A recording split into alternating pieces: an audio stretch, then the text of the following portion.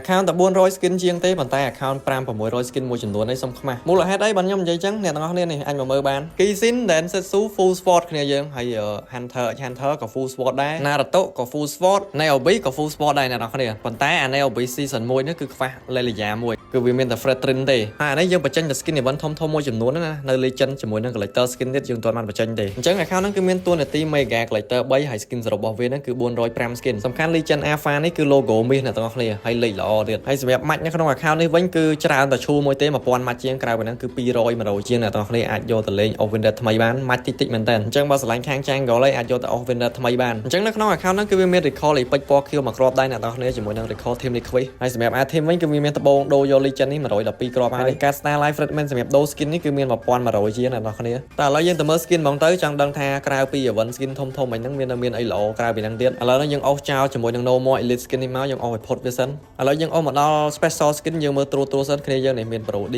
MPL Edit MPL skin នេះពេជ្រទូទៅអ្នកនរគ្នាមាន Saber skin Venom skin Blacksing skin Luna Chang'e skin Link ឯហ្នឹងអ្នកនរគ្នាអាចមើលបានហើយ Valentine វិញមានទាំង Fanny Cloud Granger អ្នកនរគ្នានេះយើងឃើញ Balmond Collector Saber Lucky Box ហើយ skin Starlight សេរីចាស់គ្នាយើងហើយ Lucky Box Silong Aspirant របស់ Laila 11 Haya Lucky Box ក៏មាន Chu KOS skin Alpha Legend គ្នាយើង Alpha Legend របស់យើងគឺ logo មាស Aurora Collector Lucky Box Kari Lucky Box Katot Kacha ហើយនេះ Editor Ducati ហើយយើងអស់មកក្រោមទៀតយើងឃើញ skin event ផ្សេងStar Gold របស់ Vel ហើយ Legend Lunok Hunter X Hunter Harrod Ranger Legend Tesla Collector 11 Xbox Hunter X Hunter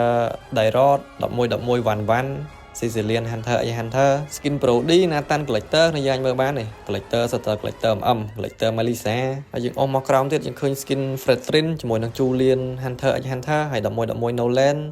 skin Sasuke នៅក្នុង team Naruto